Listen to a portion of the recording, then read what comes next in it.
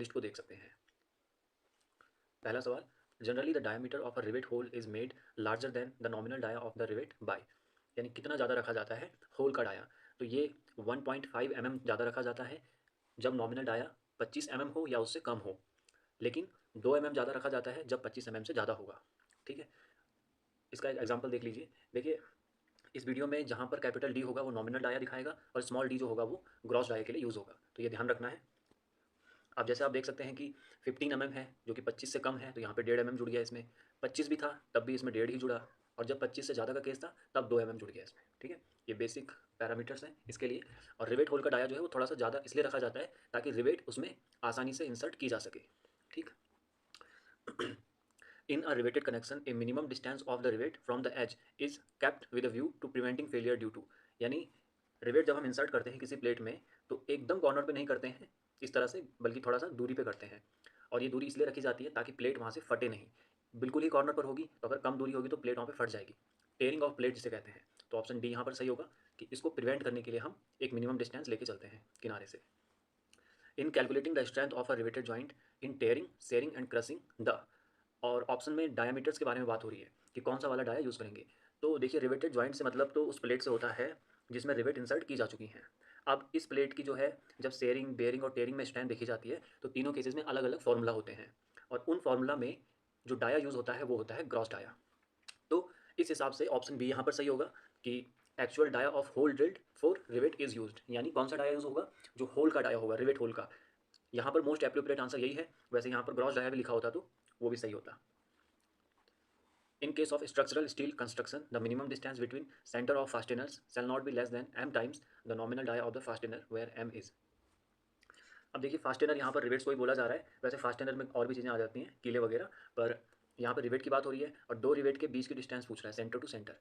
इसको हम बोलते हैं पिच, और पिच जो है ये 2.5 नॉमिनल डाया से कम नहीं होनी चाहिए। 2.5 डी भी हम बोल देते हैं, कई जगहों पर 5 भी लिखा रहता है। यहाँ पर तो खैर जानबूझ के एम लिखा गया है, नहीं एम तो इसके लिए लिखा गया, खैर उस जो कांस्टेंट नंबर होता है वहाँ पे 2.5 के लिए। तो ये पूछ रहा है कितने गुना से कम नहीं होना चाहिए, तो वो 2.5 गुना से कम नहीं होना चाहिए।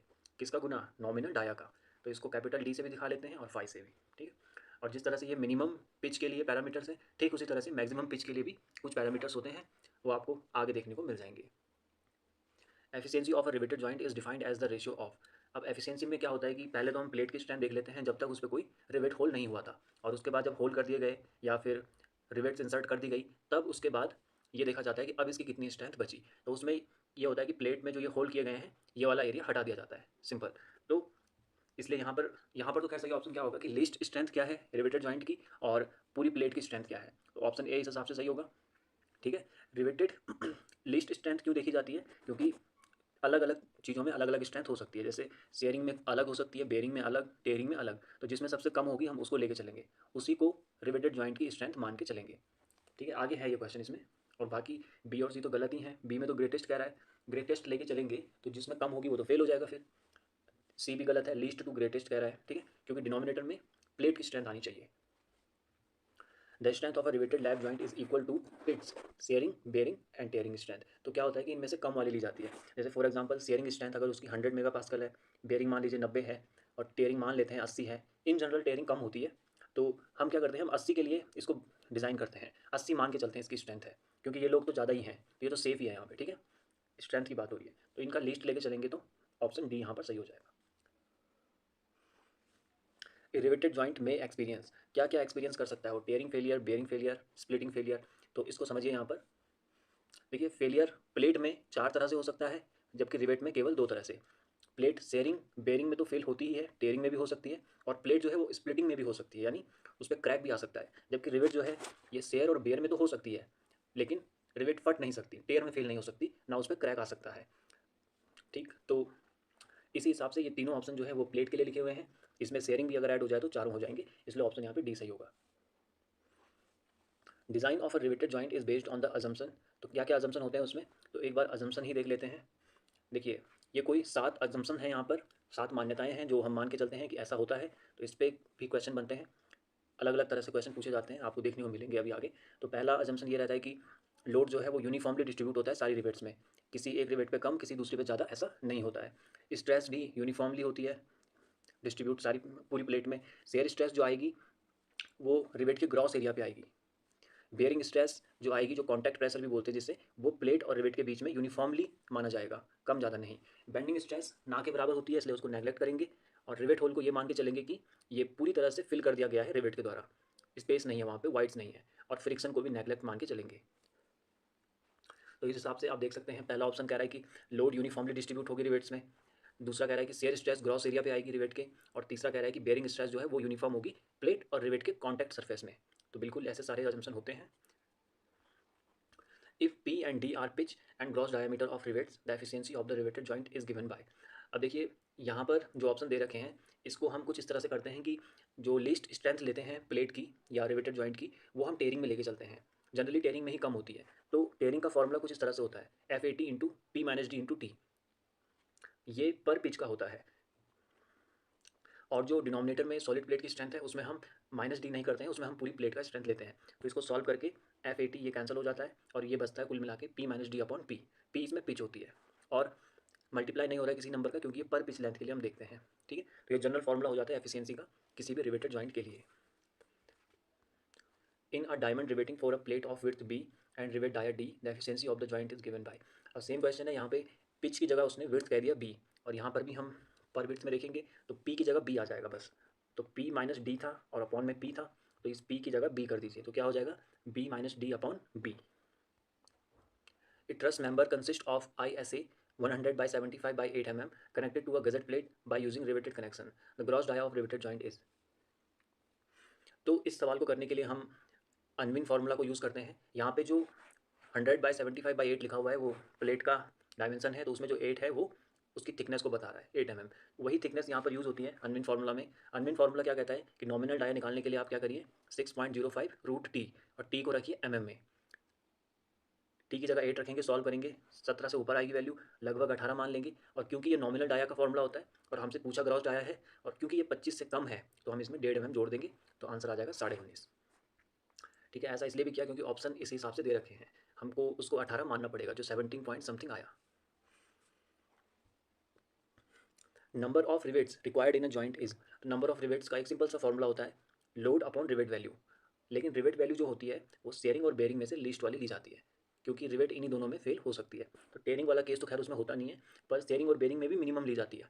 ऐसा यहाँ पर कुछ लिख नहीं रखा है, तो ऑप्शन तो यहाँ पे डी सही होगा।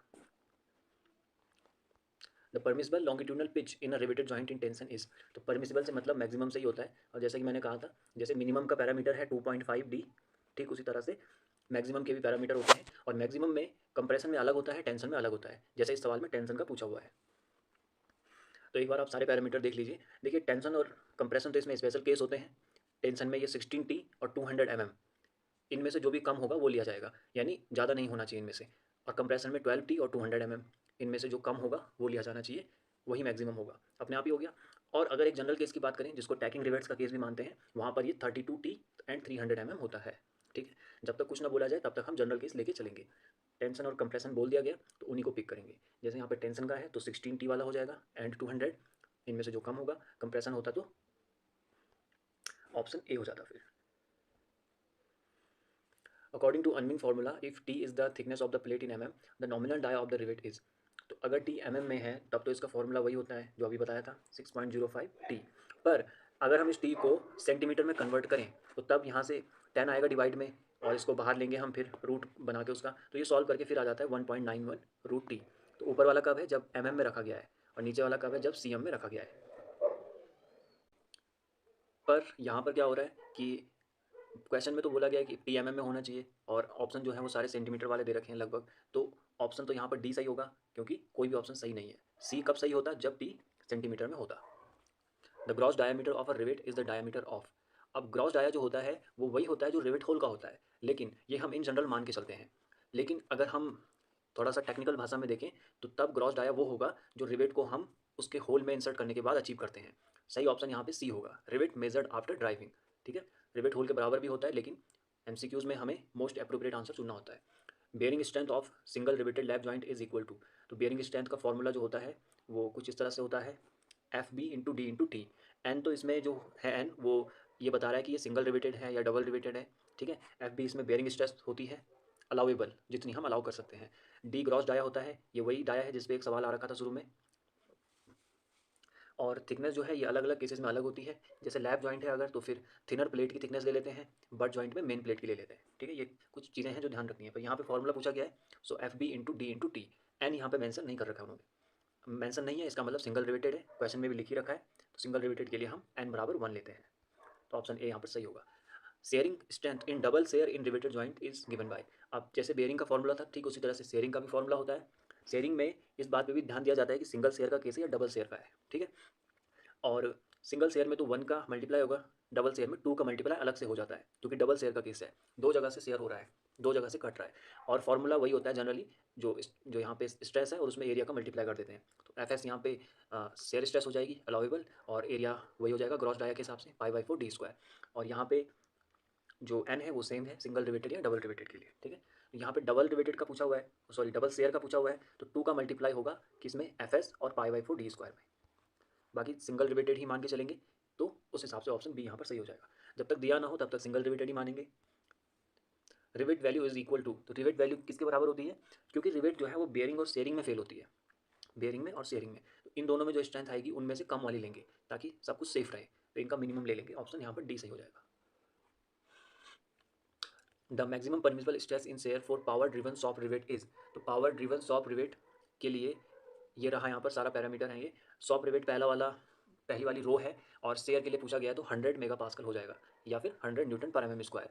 और इसी तरह से हम पावर ड्रिवन फील्ड रिवेट का भी देख सकते हैं और हैंड ड्रिवन रिवेट्स का भी देख सकते हैं, न सिर्फ शेयर में बल्कि बेयर में भी और एक्सियल टेंशन में भी। ये बहुत इंपॉर्टेंट टेबल है, इससे भी काफ़ी सवाल पूछे जाते हैं। रिवेट की परमिसिबल स्ट्रेसेस हैं ये अलग अलग जगहों पर, अलग अलग केसेस में।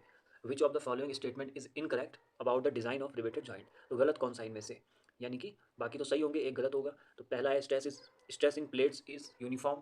तो स्ट्रेस को तो हम यूनिफॉर्म ही मानते हैं। Rivets are assumed to be stressed equally, ये भी सही है। रिवेट्स में स्ट्रेस इक्वल आता है उसके ग्रॉस डाया पे। बेयरिंग स्ट्रेस जो है वो प्लेट और रिवेट के बीच में यूनिफॉर्म मानी जाती है। और फ्रिक्शन को नेग्लेक्ट मानते हैं, यहाँ पर कंसीडर लिखा हुआ है, तो यही ऑप्शन यहाँ पे सही हो जाएगा, जो कि इनकरेक्ट स्टेटमेंट है। ये रहे वो सारे assumption. As per IS 800 1984, what is the axial tension for mild steel power driven rivets. अब एक्सियल टेंशन पूछ रखी है, और पावर ड्रिवन में ये नहीं है कि सॉप है या फील्ड है, तो जब तक न क्लियर हो तब तक सॉप ही मान के चलते हैं। और वैसे भी जो ऑप्शन है वो सॉप के हिसाब से ही दे रखे हैं, तो 100 MPa था वहाँ पर इसका। ठीक है, ये देख सकते हैं, ये रहा पावर ड्रिवन सॉप और ये रहा एक्सियल टेंशन, तो 100 इसका सही आंसर हो जाएगा। Which of the following assumption are made in the design of rivet joint. फिर से वही सवाल है, बस थोड़ा तरीका बदल दिया पूछने का। तो यहाँ पर कह रहे हैं कि रिवेट्स आर स्ट्रेस्ड इक्वली, ए सही है। Stress in plate is maximum at mid width, ये गलत है, क्योंकि मिड विड्थ पे मैक्सिमम नहीं होती है, स्ट्रेस यूनिफॉर्म मानी जाती है throughout the plate. Rivet hole is completely filled by rivet, ये सही है। और friction between plate is neglected, ये भी ठीक है। ऑप्शन बी यहाँ पर गलत था, तो ए, सी और डी यहाँ पर सही होंगे, क्योंकि हमें करेक्ट बताना था। The rivets which are heated and then driven in the field are known as. Heated and driven in the field, तो ये फील्ड से ताल्लुक रखती हैं, ये हो जाएंगी power driven field rivets. Design of a riveted joint assumes that, क्या अज्यूम किया जाता है उसमें, वही फिर से अजम्पशन। तो bending stress in rivet is accounted for, गलत, अकाउंट नहीं करते हैं, नेग्लेक्ट करते हैं बेंडिंग स्ट्रेस को। फ्रिक्शन और बेंडिंग स्ट्रेस इन दोनों को नेग्लेक्ट करते हैं, इतना ध्यान रखना है आपको। Rivet hole is completely filled, ये सही है, तो यही ऑप्शन सही हो जाएगा। स्ट्रेस इज नॉट यूनिफॉर्म, तो गलत है, स्ट्रेस यूनिफॉर्म होती है, फ्रिक्शन को नेग्लेक्ट करते हैं। An imaginary line along which rivets are placed is known as, तो इसको बोलते हैं रिवेट लाइन। लेकिन जल्दी में गलती हो सकती है, क्योंकि रिवेट लाइन के अलावा इसको स्क्राइब लाइन, बैक लाइन और गेज लाइन भी बोलते हैं। इधर दिख जाएगा आपको, ये देखिए, ये यहाँ पर ये वाली रिवेट लाइन है, इस तरह से, ये इस तरह से देख सकते हैं, एक फीचर सा यहाँ पर, ये वाला। अब देखिए, ये जहाँ से ये पॉइंट जा रहा है, ये इसकी रिवेट लाइन है, ठीक है, जिस पर रिवेट्स प्लेस हो रखी हैं। ठीक इसी तरह से ये बीच वाली भी हो गई, फिर इसी तरह से ये तीसरी वाली भी हो गई। तो ये जो रिवेट लाइन है ये पैरेलल होती है किस डायरेक्शन में, जिस डायरेक्शन में फोर्स लग रहा होता है। ठीक, और इसको गेज लाइन भी बोलते हैं। Cold driven rivets range from, तो कहाँ से इनकी रेंज होती है, 12 से 22 mm। ये सीधा याद करने वाला सवाल है, पूछा जाता है। The distance measured along rivets one rivet line from the centre of a rivet to the centre of adjoining rivet on an adjacent parallel rivet line is called. तो इसमें क्या कह रहा है, कौन सी डिस्टेंस बतानी है, जो देखिए ध्यान से, ये यहाँ से किसी एक रिवेट से चले हम, और कहाँ तक जाना है, एडजेसेंट जो लाइन होगी, जैसे ये लाइन है तो इसकी पैरेलल कौन सी होगी, ये वाली। एडजेसेंट मतलब सटी हुई, तो इस लाइन से जो सटी हुई है वो ये वाली है। तो इस रिवेट से चले और इस रिवेट तक, क्योंकि ये वाली रिवेट आ गई ना यहाँ पे बगल वाली लाइन में, तो इनके बीच की दूरी पूछ रहा है, तो इसको बोलते हैं स्टेगर्ड पिच। और स्टैगर्ड पिच को हम ऑल्टरनेट पिच भी बोलते हैं और रील्ड पिच भी बोलते हैं। नाम सारे ध्यान होने चाहिए। पर यहीं पर अगर ये डायगोनल वाली पूछता तो तब वो डायगोनल पिच हो जाती, ठीक है, लेकिन वो ये वाली पूछ रहा था, स्ट्रेट वाली। When two plates are placed end to end and are joined by two cover plates, the joint is known as। तो दोनों तरफ से अगर प्लेट लगी हुई हो तो फिर हम क्या बोलेंगे उसको, double cover butt joint. Butt joint तो होगा ही क्योंकि एंड टू एंड प्लेस कर रखी है। In double riveted double covered butt joint, the strength of the joint per pitch length in shearing the rivets n times the shear strength of one rivet in single shear। तो double riveted का case है और double covered butt joint का है, तब कितनी strength होगी, और जब सिंगल सिंगल शेयर का हो और वन रिवेट का हो, सिंगल रिवेटेड का हो, तब कितनी होगी। तो बेसिक कंपैरिजन है, ज़्यादा कुछ नहीं है। जो शेयर का फॉर्मूला था वो कुछ इस तरह से होता है। अब इसमें सिंगल रिवेटेड के लिए n यूज़ करेंगे, n बराबर 1 यूज़ करेंगे, डबल रिवेटेड के लिए 2 यूज़ करेंगे। ये तो हो गई एक चीज़। और इसके अलावा जब डबल शेयर का होगा तो उसमें एक 2 का मल्टीप्लाई हम वैसे भी करते ही हैं, और सिंगल का होता है तो उसमें 1 ही रहने देते हैं, ठीक है। तो पहला केस जो कह रहा था वो डबल रिवेटेड का था, डबल शेयर का था, इसलिए 2 और 2 की 2 बार मल्टीप्लाई हुई। फिर इसी तरह से जो सेकंड केस था वो सिंगल रिवेटेड था, सिंगल शेयर था, तो 1 और 1 की रहेगी सिंपल, तो 4 गुना हो जाएगा पहला वाला केस। यही यहाँ पर पूछ रखा है एन टाइम्स यानी 4 times. The diameter of a rivet connecting plate of thickness 16 mm given by Unwin's formula is. Thickness अगर 16 mm हो तो अनविन फार्मूला के हिसाब से डाया कितना होगा, तो डाया हो जाएगा 24 लगभग। 6 इंटू रूट टी होता है, टी होना चाहिए एम में, 16 mm है तो 16 का रूट 4, 6 गुणे 4 24। हालांकि ये नॉमिनल डाया है, वहाँ पर मैंने स्मॉल डी लिखा हुआ है, कैपिटल होना चाहिए था। A plate 10 mm thick is to be joint to a plate of 12 mm thickness, the nominal dia of rivet to make connection is. अच्छा, नॉमिनल डाया पूछा है, अब एक 10 mm है और एक 12 है, तो इनमें से जो छोटी होगी वो लेंगे हम, ठीक है, थिनर वाली। तो 10 हम डाया लेके चलेंगे और फिर वही अनविन फार्मूला लगा लेंगे, तो इस रूट 10 करेंगे तो लगभग आ जाएगा 19.13। तो 19 के हिसाब से जो सबसे सही ऑप्शन है वो है 18 mm।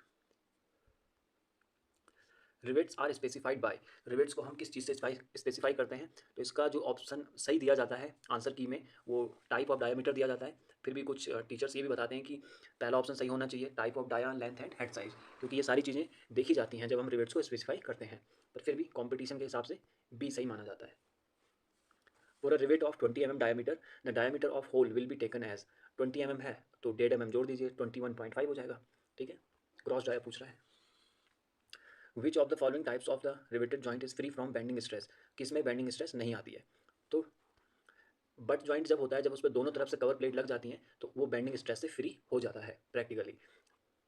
While connecting structural steel plates with rivet, the ratio of the maximum cross pitch to the thickness of the plates connected should be. कुछ नहीं है, मैक्सिमम पिच जो होती है 32T, उसी के हिसाब से पूछ रहा है। अब 32T और टी का रेशियो पूछ लिया उसने, कह रहा है कि मैक्सिमम पिच जो है और जो उसकी थिकनेस है तो इनका रेशियो क्या हो जाएगा, 32 हो जाएगा। If the diameter of a rivet shank is d, then the diameter of the snap head और पेन हेड विल बी। तो अब ये कुछ हमारे पास अलग अलग तरह के रिवेट्स होते हैं जिनके नाम है स्नैप हेड, पेन हेड, उनके हेड के हिसाब से। तो इन दोनों केसेस में ये ढक रहा है, ऐसे ही देख लीजिए, दोनों केसेस में जो डाया है वो 1.6D हो जाता है। अगर डाया डी है तो हेड का डाया 1.6D हो जाता है, ये देख सकते हैं। राउंड काउंटर संक इनमें 1.5 है, राउंड और फ्लैट वाले में, ठीक है। और जो फ्लैट हेड है उसमें 2D है। फ्लैट काउंटर संक में 1.5 है, फ्लैट में 2 है, इस तरह से, ठीक है। किसी का भी आ सकता है। Rivet joint is a lap joint या फिर ए बट जॉइंट या फिर दोनों, तो दोनों ही होगा। रिवेट किसी में कोई भेदभाव तो करेगा नहीं। ये रिवेट के कौन से लैप जॉइंट है, लैप में भी अलग अलग कैटेगरी हैं, सिंगल रिवेटेड, डबल रिवेटेड, ठीक है, और ट्रिपल रिवेटेड, इस तरह से ये लैप में आ गए। और बट में भी ऐसे ही है, बट में भी आप देख सकते हैं कि सिंगल रिवेटेड भी है और डबल रिवेटेड भी है। और सिंगल रिवेटेड में भी 2 कैटेगरी हैं कि कवर जब एक ही तरफ से है या फिर कवर जब दोनों तरफ से है, सिंगल कवर है या डबल कवर है। सेम यहाँ पे भी है, double riveted single cover, double riveted double cover, तो ये दोनों में अवेलेबल है। A riveted joint can fail due to, कहाँ कहाँ फेल हो सकता है, tearing of plate, shearing of rivet, bearing of plate और रिवेट। बिल्कुल सही है, रिवेट के लिए दोनों सही लिखे हुए हैं, शेयरिंग और बेयरिंग, और प्लेट जो है वो टेयर में हो सकती है, तो कोई भी हो सकता है, any of the above. According to Unwin's formula the relationship between diameter of rivet hole and thickness of plate is given by. तो ये जो रिलेशन है वो, अब यहाँ पे नॉन ऑफ दिस का ऑप्शन तो है नहीं, तो हमें मोस्ट अप्रोप्रिएट आंसर चुनना पड़ेगा। पर यहाँ पर जो थिकनेस है वो स्पेसिफाई नहीं कर रखी है कि में है या सेंटीमीटर में है, तो 1.91 रूट टी वाला ऑप्शन जो है यहाँ पे ज़्यादा सही माना जाएगा, क्योंकि ऑप्शन उसी के हिसाब से दे रखे हैं। तो ऑप्शन सी यहाँ पर सही हो जाएगा। बाकी वैसे तो इसमें कोई भी ऑप्शन सही नहीं है, पर जब कोई एक पिक करना हो तो सी कर सकते हैं। Best practice to arrange rivets in cover plates is, तो सबसे बेस्ट जो प्रैक्टिस मानी जाती है वो है स्टेगर्ड रिवेटिंग, ठीक, ये सबसे बेस्ट मानी जाती है, चैन से ज़्यादा अच्छी मानी जाती है, ज़्यादा स्ट्रॉन्ग मानी जाती है। Efficiency of riveted joint having the minimum pitch as per IS 800, तो एफिशिएंसी बतानी है मिनिमम पिच के हिसाब से। अब एफिशिएंसी का फॉर्मूला होता है P - D/P। अब मिनिमम पिच 2.5D होती है, तो जो P है जहाँ जहाँ पे वहाँ पे आप रख दीजिए 2.5D। तो सॉल्व करके ये आ जाएगा 3/5 यानी 60%। ठीक है, तो एफिशिएंसी हो जाएगी 60% जब हम कौन सा केस लेंगे, मिनिमम पिच का। Dash is the distance between the centre of rivet hole to the nearest edge of the plate. तो एज डिस्टेंस ही होती है, इसको एंड डिस्टेंस भी बोल देते हैं। तो उसी को यहाँ पर क्या लिखा गया है, मार्जिन। मार्जिन मतलब जो किनारा, हम जिसको हिंदी में हाशिया बोलते हैं, तो हमने थोड़ा सा जगह छोड़ दी। एज डिस्टेंस होता है वैसे तो टेक्निकली, जैसे आप यहाँ पर देख सकते हैं, ये वाला हिस्सा है जो एज डिस्टेंस में है, इसी को मार्जिन में काउंट करेंगे। Minimum pitch of rivets shall not be less than 2.5D if strength of joint per pitch length is equal to 2556 kg and original strength of plate per pitch length is 4260 kg, joint efficiency will be। हाँ तो simple है, पर pitch length की दे रखी है 2556 और plate की strength दे रखी है 4260, तो इन्हीं का रेशियो देख लेंगे। बस इतना है कि एग्जाम में थोड़ा सा जब आप इसको करेंगे तो इतना आसानी से ये होगा नहीं, या तो आपको ये डिवाइड ही करना पड़ेगा, ठीक है, और या फिर अगर ऐसा करते हैं आप फ्रैक्शन बना बना के, तो एक जगह पे ऐसा आएगा कि 71 से ही डिवाइड होगा जब ये वाला स्टेप आएगा 213/355 वाला। थोड़ा सा जानबूझ के टफ कैलकुलेशन दे रखी है, इसलिए आपको कैलकुलेशन पे भी काम करना चाहिए। 60% हो जाएगा। इन अनमीन्स फार्मूला d बराबर 6√t, units of d and t is taken as. तो इस केस में d और t क्या लेंगे हम, मिलीमीटर में लेंगे। d तो खैर आता ही है मिलीमीटर में जब t मिलीमीटर में ही हो। As compare to field rivets the soft rivets are, soft rivets कैसी होंगी, मजबूत होंगी ज़्यादा या कमज़ोर होंगी या फिर इक्वली स्ट्रॉन्ग होगी। तो फील्ड रिवेट्स जो है वो थोड़ा सा कम स्ट्रॉन्ग मानी जाती है सॉफ्ट के मुकाबले, क्योंकि सॉफ्ट में हम ज़्यादा सेफ्टी का ध्यान रखते हैं, वहाँ पे ज़्यादा सावधानी होती है, तो ज़्यादा प्रिसाइज वर्क हम वहाँ पे कर पाते हैं। तो इसलिए यहाँ पर हाँ सॉफ्ट का पूछा हुआ है ना, फील्ड के कंपेयर में सॉफ्ट रिवेट जो हैं कैसी होंगी, स्ट्रॉन्गर होंगी। ठीक है, the maximum pitch of any two adjacent rivets in terms of thickness of plate t is limited to. तो मैक्सिमम पिच जो है वो 32T होगी जब तक हमें टेंशन और कंप्रेशन का केस अलग से न दे दिया जाए। If gross dia of the rivet is 23.5 mm, what would be its strength in double shear, और वर्किंग स्ट्रेंथ लेके चलनी है 100। ठीक है, तो ये आपको यहाँ पे शेयर स्ट्रेंथ दे रखी है FS, और ग्रॉस डाया डायरेक्ट दे रखा है, तो इसमें जोड़ने घटाने की जरूरत नहीं है कुछ भी। तो ये जो D की वैल्यू ये भी दे रखी है, और डबल शेयर का केस है तो 2 का मल्टीप्लाई कर लेंगे। तो ये देखिए, ग्रॉस डाया भी दे रखा है और अलाउेबल शेयर स्ट्रेस भी दे रखी है। ये फॉर्मूला यूज़ होगा एक्जैक्टली, क्योंकि 2 का मल्टीप्लाई किया जाना चाहिए, डबल शेयर का केस है। सॉल्व करेंगे 86,703 न्यूटन आएगा, किलो न्यूटन में हो जाएगा 86.7 kilo Newton. The size of rivet is identified by, तो रिवेट का साइज हम किससे करते हैं, जो सैंक का डाया होता है। सैंक ये नीचे वाला हिस्सा होता है, ये ऊपर वाला हेड हो गया, तो ये वाला जो हिस्सा है ये सैंक में है, तो इसी से बताते हैं हम रिवेट का size, diameter of shank. The distance between two rivets measured perpendicular to the direction of force is known as, perpendicular बोला जा रहा है, तो गेज डिस्टेंस होती है ये वाली, ये देख सकते हैं यहाँ पर। पैरेलल कौन सी मानी जाएगी, जो फोर्स के पैरेलल होगी। अब इनकी यहाँ जो मापी जाएगी ये होती है गेज डिस्टेंस, ऑप्शन बी यहाँ पर सही होगा। The centre to centre distance between individual fasteners in a line in the direction of load और stress is called as. Simple है, पीछी तो होगी सेंटर टू सेंटर डिस्टेंस, और किस में, जिधर फोर्स लग रहा है उस डायरेक्शन में, फास्टेनर यानी वही रिवेट्स, तो पिच हो जाएगा इसका सही आंसर। चलिए ये थे आपके 51 MCQs। अगर आपको कहीं पर कोई डाउट है तो आप कमेंट में